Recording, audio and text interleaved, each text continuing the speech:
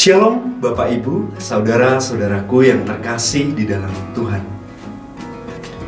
Percakapan Tuhan Yesus dan kedua murid yang menuju ke Emmaus menjadi permenungan penting untuk kita dalami dalam bacaan Injil pada hari ini.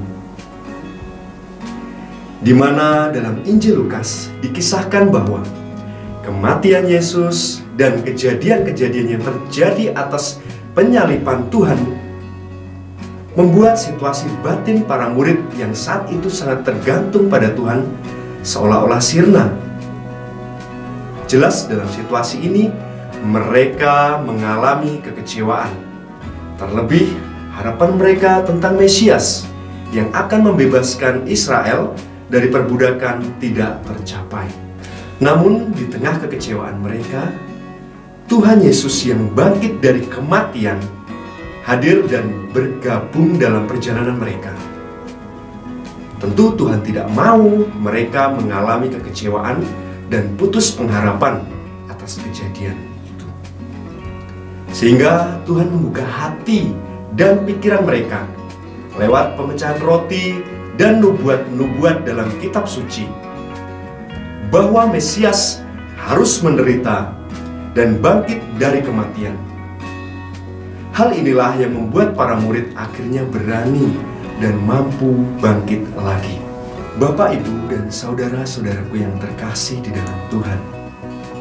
Tentu pengalaman iman para murid yang mengalami hidup baru dalam kebangkitan Tuhan Yesus harus menjadi sebuah kebangkitan iman dan harapan baru dalam diri kita. Kita harus berani mendengar dan melihat Tuhan dengan rendah hati. Sebab Tuhan yang telah rela berkorban untuk keselamatan kita di kayu salib harus benar-benar kita maknai sebagai landasan iman yang kuat tanpa adanya keraguan-keraguan diri dalam diri kita.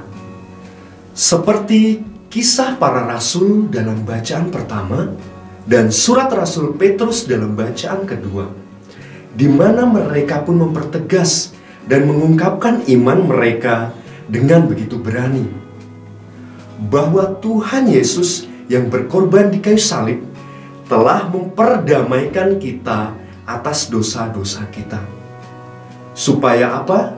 Supaya oleh Kristus yang tersalib dan bangkit dari alam maut, kita pun diberi keberanian untuk mengungkapkan iman dan pengharapan kita kepada Allah.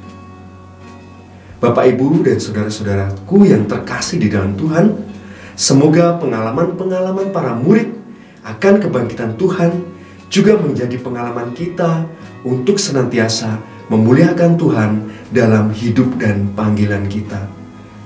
Tuhan Yesus memberkati. Amin.